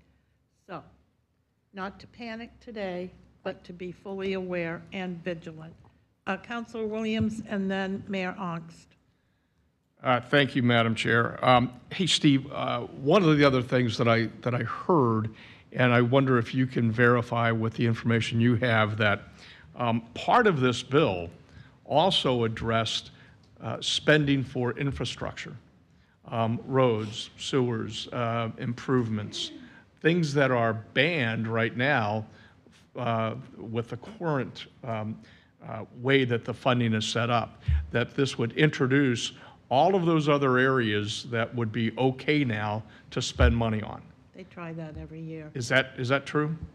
Yes, and that was the local perspective that I was going to get to. And again, even if it's a political football, you need to know the game that's being played. And so in there, in the local perspective, one is it expands the ability of counties to use TDT for infrastructure for transportation, sanitary sewer, solid waste, drainage, potable water, pedestrian, removes the requirement that you have to have at least 40% of TDT for marketing, as well as the independent analysis of what those projects are. So you have that. The second item to be very aware of is that it requires that all tourist development tax levied be reauthorized by referendum every 6 years, exempting TDT collected to cover any county bond obligations. Kiss of death right there. So Kiss of So that means, if everything were to go through, and again, these are summary, I mean, there's more detail. I've got a whole packet, which I can forward to you from the staff analysis from the committee side to look at it. But, in that case, I mean, you're going through, and when this would be enacted, then you would have to reauthorize every 6 years the TDT. And it has to, and I believe it has to pass by a certain percentage. So again, there's, some language in here for the local perspective that's not good. So again, even if it's a political football, just know that the thoughts are out there, and that's what we've got to talk against. Okay, so are you ready for some good news now? Oh, I'm sorry, Mayor, I forgot you. Just Shame on briefly, me. I'm sorry, Madam Chair, to follow up on your excellent comments, I think what everyone has to understand too is those countries you talked about, they have very robust amounts of money, budgets to spend to compete against us. And I don't think a lot of people realize that, the international companies. I mean, we're competing with 50 states, we're competing with multiple counties, and these countries are spending millions and millions of dollars, as you said. I know, you to should see their disparage us. exhibits, they're extraordinary. So I think that needs to be explained to everyone who doesn't really understand that. Good, very good point, thank you. Okay, for the good news, are we ready? Yay! So some of you may know or have read that recently, myself and a small delegation of folks were invited to go visit the White House, and so we did. And we did get a lot more than 2 or 3 minutes, as everyone said, "Oh, you'll never get there, and even if you do, they'll only talk to you for 2 or 3 minutes." We were there for an hour and 40 minutes, and not because we didn't stop talking, but because they kept asking us questions, which we provided very, very thorough answers for. And this is all about the beach renourishment issue. So, okay, so we had this fabulous visit, and then we went over to Congress, our new Congresswoman, Anna Paulina Luna, and met with her. She was absolutely delightful to us, couldn't have been more willing to help us. And so she has been all over the Army Corps of Engineers, as has the White House. And yesterday afternoon, while we were in our commission meeting, there was a lot of chatter back and forth between our offices in the county, the White House, and the Army Corps of Engineers. So everybody is working on this issue. The dial is moving, and so stay tuned, because we're very hopeful that we potentially are on the cusp of receiving some good news, finally, on the issue of renourishment. Because if we don't get that, that's not good. Counselor. Chuck? Yeah. Thank you, Madam Chair. I also was lucky to meet with Representative Luna. Robin with the Chambers put a group of us together at the beaches a few weeks ago, and was thrilled. It was post your meeting. So that's all she wanted to talk about. We had 4 or 5 agenda items, but she stuck to beach, which was thrilling for a TDC member to hear. Can you talk a little bit about her alternate strategy, about the problem with endangered species, and how, are you familiar with that strategy, and how much you want to talk about that?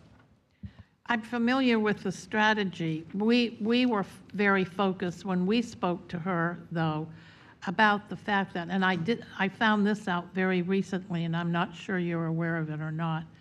You know, the Reddington, at the Hilton down there on Reddington Beach, the DoubleTree, behind, well, I used to walk that stretch of beach religiously every day, and there was about 25 feet of sand between the hotel pool area and the edge of the water. When I was out there for lunch last month with the Big C, there was 4 feet of water, 4 feet between where the water was coming in and the seawall where the pool is. I just couldn't believe my eyes. It was staggering to see. And then I find out from Megan Ross, who is our utility person for the county, that because the water is coming so close up on the shore, it is going under the buildings and intruding on our water and sewer pipes, which are metallic.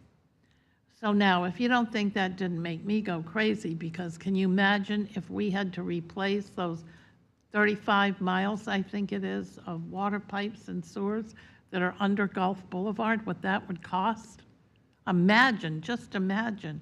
So that's what our focus was that day. We did talk a little bit, and it's in our letter that we sent, about the endangered species that nest and lay eggs on the beach and stuff like that. Yeah. So sorry to be so long-winded, but there's a lot to say. I mean, we covered a lot of territory in just a few days, few hours, really. Anybody else? Okay, so we also have another point of information that our illustrious attorney over here would like to share about how Manatee County used their TDC funds and Yes. If I may, Commissioner, I just want to clarify on something that Mayor Buchowski brought up. I spoke to the Manatee County Attorney's Office, and they have not and are not currently using the TDT for waterborne transportation. They have been looking into the issue now for several years. I suspect that they are going to be probably using it at some point, they are traveling under a portion of the statute that's not available to us because of the population limits. So that's how they're kind of making their argument as to how they can use it. But currently, they don't have anything in place. They have no contracts, nothing as far as funding from the TDT.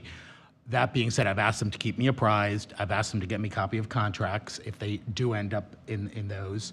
But I've heard the commission and I've heard the council, so I am continuing looking into some arguments as to whether or not we can try to use some of these funds. So stay tuned, but I just wanted to clarify that they are not doing it, that they're not currently doing it, they're looking into it, and they've been looking into it for years, so.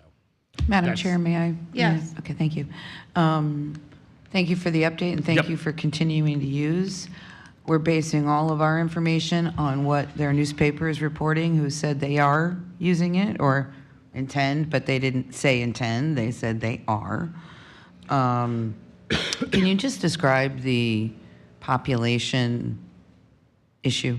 Yeah, Like, well, what is that? Yeah, the Florida legislature, when they drafted the statute, and I think Commissioner Long mentioned it, has been amended many, many, many times, and sometimes not as artfully as you'd like, but they have carved out certain uses for certain population, like smaller counties, that they have some additional uses that were not available to us. This is one example of it. So there's a reason that they're at least they're able to make an argument under that portion of the statute. That portion of the statute doesn't even apply to Pinellas County because our population exceeds the amount that controls. So that's what they do. Yep. All right.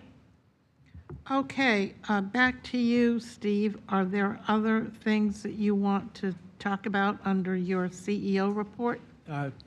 Yes, Madam Chair, and just to close the loop on the Tallahassee and the legislation. So as a follow-up is I'll have talking points, and it'll be brief, but at least that you can go back and talk to some of the points that that would be counter to what's being proposed up in Tallahassee, both from a local perspective, but also at the statewide perspective. And then for local updates, and Doreen, thank you for the reminder about the Tampa Bay Beaches Chamber and their update, but I know Amplify also has that. I also know that FRLA has updates, and then through Destinations Florida, we get the same thing. So some of it's all the same, but again, at least have the information of what is happening up in Tallahassee. So I will go back. All right, now we're at the beginning. All right, this is the destination metrics. So we'll look at TDT collections for the month of January. We were at 8.2 million, which was an 11% increase over the same time period last year. Fiscally, we are up 8% over the same time period last year. Visually, just showing again the data, and again you can see the growth that you have. It still follows the same curve that we see in previous years. It's going to be up from it's going to be higher. And then that's going to go back because of you have a little bit of the occupancy, but also the ADR. When we look at the collections by municipality, and again, this is I'm glad we had the discussion that we did today with the tax collector's office because it helps explain that one category. And hopefully, there's a better understanding again of what is in that one. And again, we'll watch things legislatively that relates to bills on the vacation rentals. When we look at lodging as a whole, again, this information is from February. So here you are on the hotels. Again, occupancy was up from it was at 83% over 79% in 2022. I'm sorry, occupancy was flat, but the rate was up. And then if you look at the average daily rates, For hotel, it was up over last year, and also for vacation rentals, it was up as well. Then if you look at February by beach and inland, and I show, and again, I just want to remind everybody, the reason I want to show beach and inland is if you see really, for instance, where the beach is low, it's probably going to be lower inland, which means the compression's not there. If you have really high occupancy, you're going to see a lot more business inland because they can't get rooms in certain locations. So I just like showing this information. So here, looking at occupancy, you can see both beach and inland were up over February of 22. On the ADR, beach was down slightly, but ADR inland was up. And again, this looks at where we are graphically, looking at occupancy. I do show March on there, but that's March month to date, so it's not a full month. But you can see we're still pacing ahead of the last 2 years, which is a good thing. Looking at the weekly data for occupancy, for a couple of weekends here in March, we were looking at 90 plus on the occupancy, which basically says a full house, and you would expect it for this time of the year. And then here's a look at average daily rate. Again, March is month to date, so again it's about equal with last year. So I think you're still got like a week and a half left in the reporting time period, so we'll have a better idea of where that ends up. When you look at vacation rentals, again, looking at our ADR is up 3%. ADR was up 3%. Occupancy was flat. RevPAR was up, and length of stay was up. And that was for the month of February. And then I look at on vacation rentals, looking forward March to May. You can see where we're at. We're down with occupancy, which does reflect RevPAR, but ADR is up a little bit. Length of stay is up. I did include one other sheet in there for key data, and I looked at 6 months out. Because again, I think one of the key things, given the amount of units available through, and I'm looking through the online providers, but again, looking at that data, it gives a good pace of what's happening. So even from that perspective, it gives us an idea of what's going to happen. Now, I do want to bring up on with key data, we did have a webinar where they ran through what the program was. We had 11 companies participate in that the webinar. Again, one of the elements is going through to get more participants in that program. Right now, definitely have one that's interested and potentially another. It's just making the connection and having the conversation. One of the things I've heard from, and that was one of the things what I heard from Elizabeth under the collection data of updating their inventory and what folks are going through is getting a hold of people to actually respond back to them. She had mentioned, one company when they finally got a hold of them and they mentioned a property, well, they hadn't managed it in like 5 years. So it's just getting all of that updated. And this is busy time of the year, so I'm sure, I'm busy taking reservations and accommodating folks. But again, we'll continue to make the push on that. And Doreen, I know you and one of your teammates was part of that. There was some good information, I think, that they shared.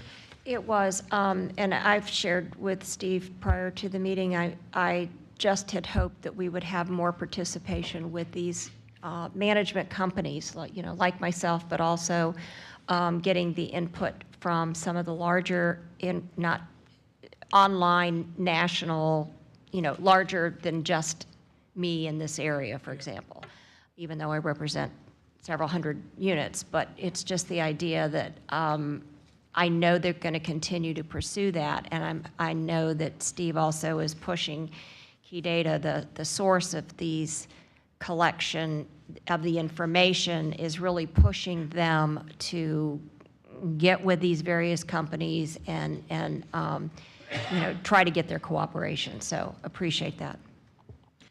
And what's interesting, one gentleman that was on there is with an association.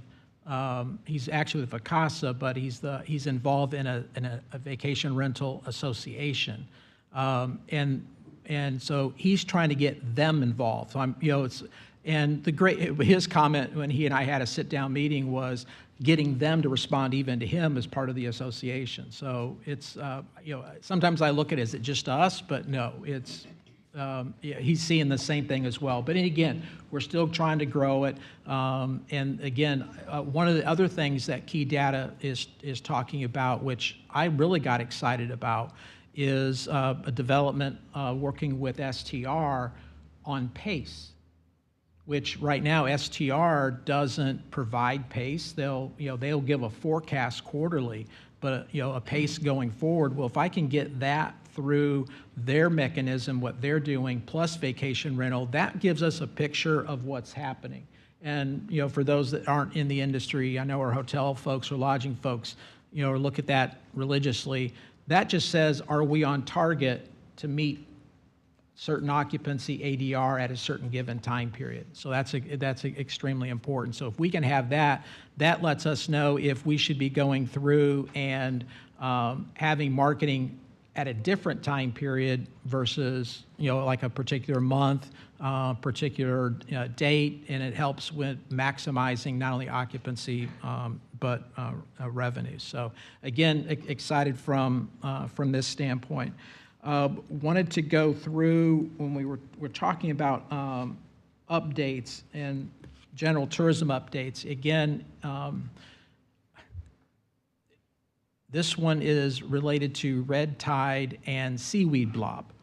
And I bring that up because from a media perspective, and again, when Kathy was up here talking about hurricanes, and you have folks that are seeing on the Weather Channel certain things, now they're saying, well, maybe I'm not going to go there because of X. Again, it's how they maybe blow things out of proportion. Well, on the seaweed blob, to give you an idea on this, the headline was, seaweed headed to Florida and Gulf beaches. And of course, we reached out to Kelly with the county and Public Works. And, right off the bat was like, yeah, no, not happening.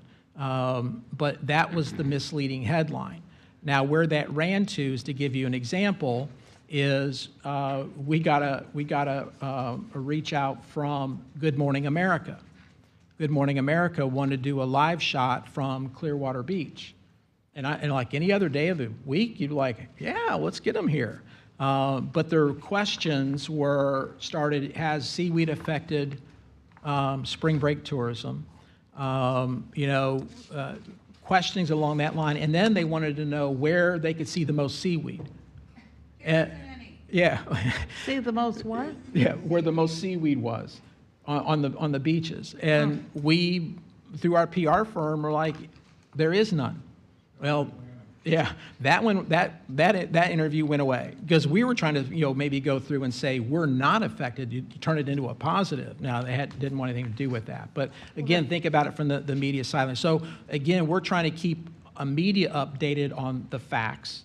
And that goes the same with red tide. And again, hopefully you all receive our information, the updates that we have. Whenever we get something from Kelly on red tide, we will send that out to everybody because it does say whether samples, there was none to low to whatever it might be. That also is translated to our website. Again, wanting to go through and keep the customers appraised of everything. So on that note, as far as emails, if you haven't seen an update from us, can you let me know? And I only bring that up because I asked somebody, was looking about the impact of maybe reservations on spring break related to red tide, and they're like, what update are you talking about? I'm like, well, I know you're on there.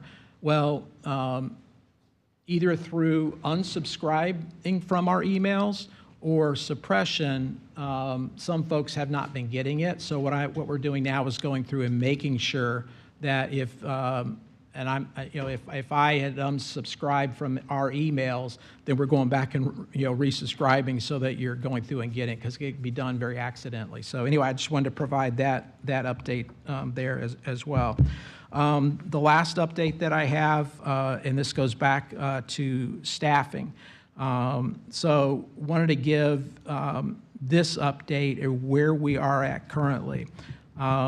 Right now, we have just recently filled one position, which was a brand manager. She actually started right before the Valspar, and her first event that she worked with our team was at Valspar. So I was excited to have her there. To give you an idea on that position, 70 people applied for that position. Right now, the second one is under film commissioner, and on that one, we had 36 people apply to that. And again, film is very important to us as a community. It gives us some visibility. It also a lot of work. So the one thing I wanted to make sure that you all got a chance to meet, and she is in the room, but our current film manager, Lisa, and Lisa, she's in the back, but she just waved. Lisa is now going to be our new film commissioner. Congratulations. So I'm excited. She's been with us for 9 years. Well, it's about time. She's done all the dirty work. She's the one at the ground level, working with production crews. So from that perspective, it gives us someone that understands what's going on out there, and then looking at how we can grow and improve what we have here. With her coming on board, that means we'll have a film manager position open. Luckily, or strategically, Lisa's already has the job description done, and we'll have that ready to go advertise here in the next week. Community relations manager, we had 68 people apply for that position. We had 8 people that we brought in for interviews. Out of the 8, we are down to the final 3, and that'll take place on Friday, and then look to have that all wrapped up and make an announcement within a couple of weeks. That was community relations manager. For our market intelligence specialist, 34 people applied for that. On that one, we thought we had the individual. They were in another area of the county. It would have been a lateral move, and they chose to stay where they were at. So we're in the process of, we've identified 3 or 4 individuals to interview, and that will be done shortly. We have 2 other positions, warehouse specialist, business assistant, currently interviewing. And what we're seeing is roughly about that 34, 35 is about, and above is what we're seeing from people that are applying for the different positions. Director of Communications and PR actually closes this Friday. On that one right now, as of this morning, had 52 people interested in that position.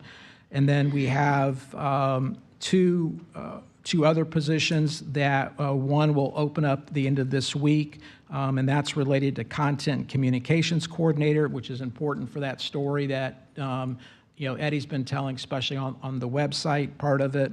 And then we have another creative producer that we're finishing up the development of that, and then we'll probably be advertising about the next week or so. So we're pushing all of this through. There are still others, but again, the amount that we've been able to get done within the last 30 days is strong. Again, I think the question is are there people out there that want to work for us? Yes.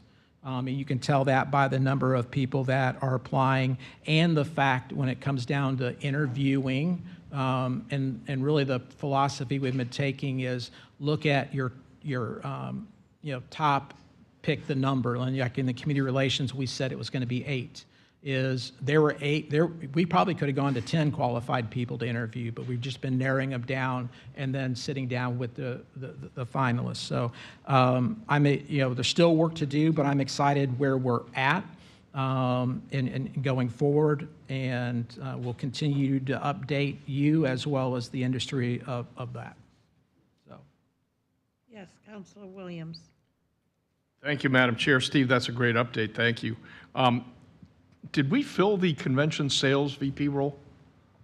We have not filled that yet. That is one that's in development, and really what we're doing there is we're transitioning from one position to another in terms of the classification to get a higher pay grade for that position. Otherwise, as it would have been at a lower pay grade. And hopefully with the higher pay, then we get better qualified candidates for that. Great. And high view level of the community engagement or community outreach position, what are they going to be doing? So in that position, like for instance, we're going through and look at our National Travel and Tourism Week. When we turn around and have the rally at the airport, we turn around and look at working with others during that week as an example. That is relied upon that position. In addition, they have served in the past as our key role with the chambers. Whether it be on a board as an ex officio member or interacting with them. So they've gone through to do that. They're also involved with any of, like when it comes time to update data in terms of our lodging partners or business partners, things along that line. They're actively involved in that. Presentations out there. So it's really talking about us as VSPC and the tourism industry and a lot of those connections. Got it. Thank you. Did you have something? I just wanted to comment on that community relations in the past, just history. That was such an important part of also helping our residents understand what tourism means, that, these dollars are not coming out of their pocket, these dollars are paid by the visitors, and what the visitors do to support the businesses and the trickle-down effect of the dollar. So that's an extremely important part of that. If I might piggyback off of that, as an example, at Valspar, while we have a combination of not only visitors there, but residents, and we had a dual message. We talked about, if you got things to do, here you go, but we also talked about the value of tourism to the community. And so looking at that dual role, because again, I think it's important to let people know, because again, if you got friends and family visiting, you want them to be an ambassador to tell them, hey, these are all the cool places to go through and do, or things to do. But the other part is when an issue like what we see in Tallahassee comes up, you want folks saying, no, tourism's important because I benefit in these ways. And so that's critical from that standpoint. So thank you for that reminder. Okay, anything else, Steve? No, ma'am. All right, then, if there are no further business to come before the, yes. It's showing May meeting on the notes. Oh, yeah, that's right, I forgot to ask you. What is that about? So May meeting, again, I think Stacy's gone through and extended the time on your calendar. We will cover lunch, but that is our budget presentation. Budget.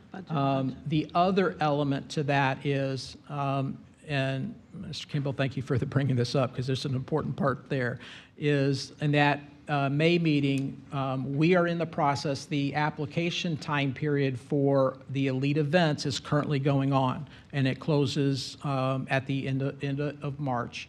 So in April, we're going to be reviewing everything, and we want to bring the recommendations back to the TDC and have that at the beginning of our meeting in May. And then go into the budget. So that's why I put that down. Just realize that there will be two key things, but the budget is the main thing, and we extended the time, and lunch is covered, so it'll be a working lunch as we go forward. Very nice. Also, on the calendar is showing the 28th of April, and it says TDC Housing Summit. What is that?